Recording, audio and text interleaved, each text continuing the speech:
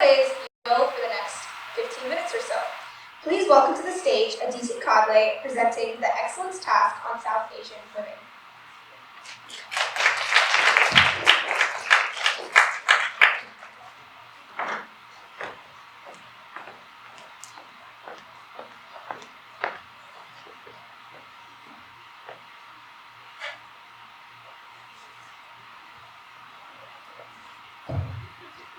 For my 16th birthday, my grandmother gave me two things.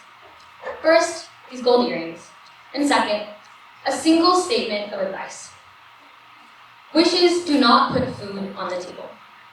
Now, I've worn these earrings every single day for the past 2 years, but what I've held far more close to me is this statement, because it's guided every decision I've made since. My grandmother's statement reveals a crucial truth about the South Asian community. Because for decades, South Asian women have adopted a pragmatism that arises out of necessity. There have always been houses to clean, meals to cook, and children to raise.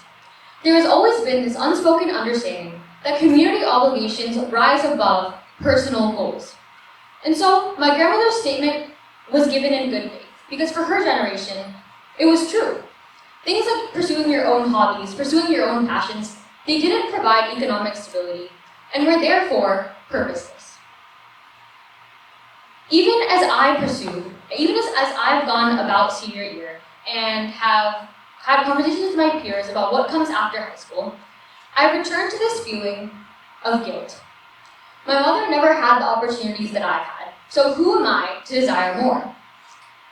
Why would I take this personal, professional, or academic risk when I have so much to lose, when I'm standing on the shoulders of so many before me?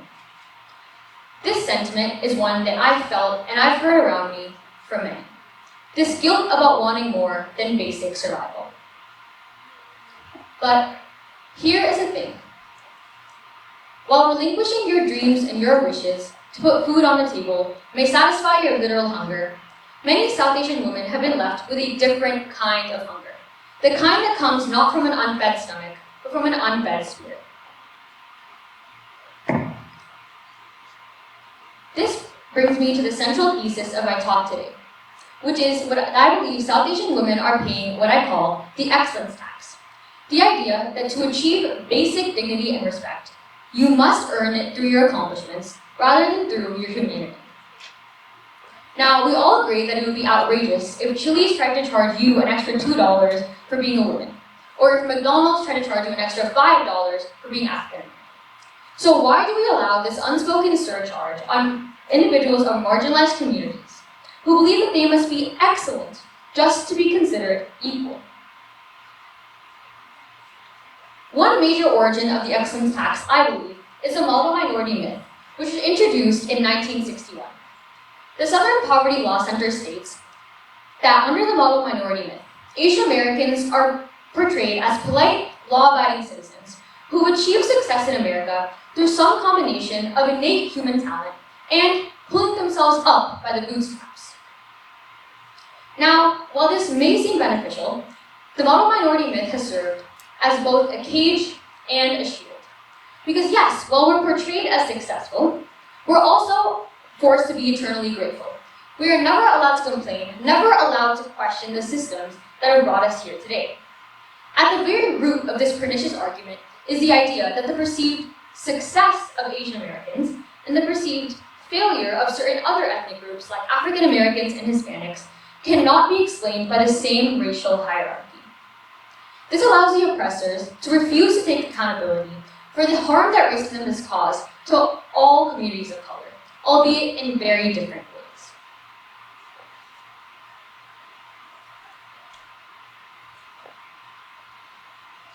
Another major cause of this issue is what Princeton psychologist Dr. Eldar Sharif calls the scarcity mindset.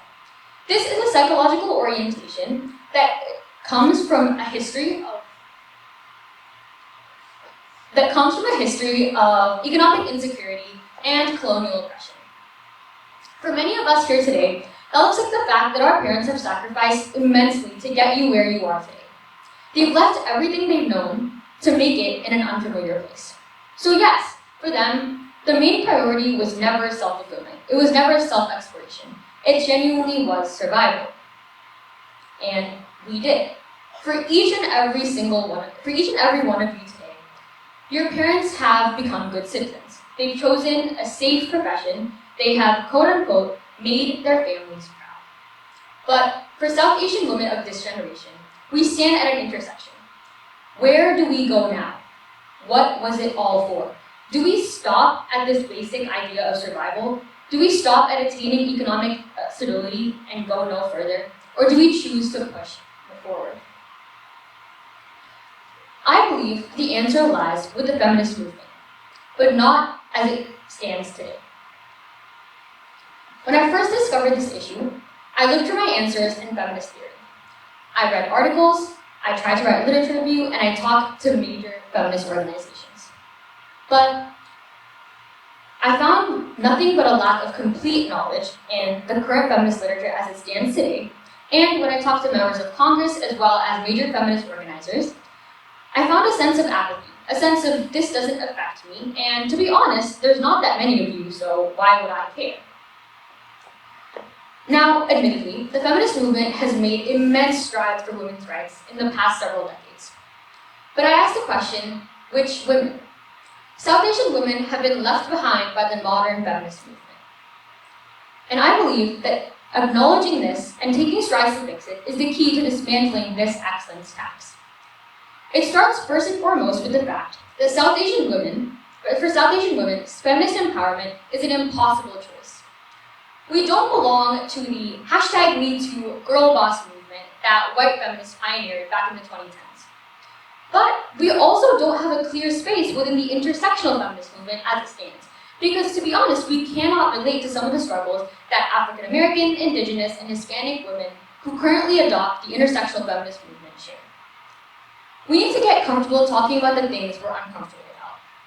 We need to share what we're scared about. For many of my peers in this room today, that looks like the fact that we choose to go into engineering or medicine purely because it provides economic stability, instead of, say, art or chemistry or journalism or one of the many other things that we're passionate about. Now, don't get me wrong. Engineering and medicine, and all the other careers that I just mentioned, are noble professions in their own right. The issue I have today is the fact that there's a lack of genuine choice. Who knows if we're missing out on a South Asian Van Gogh, or a South Asian Spielberg, or a South Asian Mozart because they choose the safer route, in fear of disappointment, in fear of failure. Next, I believe we need to get comfortable and acknowledge what Dr. Shanta Kunakolu calls dialectical feminism. The term dialectical means embracing the truth of two opposing things, and it has never been more relevant than in the realm of feminism. You can embrace your cultural heritage while disavowing the archaic systems that have held us back for so long. You can have respect for your community and what came before you, while also choosing to choose yourself. Finally, I ask, start questioning gender. What brings you joy? What do you enjoy doing? If financial and economic security were guaranteed, what would you spend your life doing? These aren't selfish questions to ask. These aren't thought experiments to be considered and then cast aside. These are crucial to crafting your own authentic identity, as well as dismantling the silence and the excellence tax that has held us back for generations. Thank you.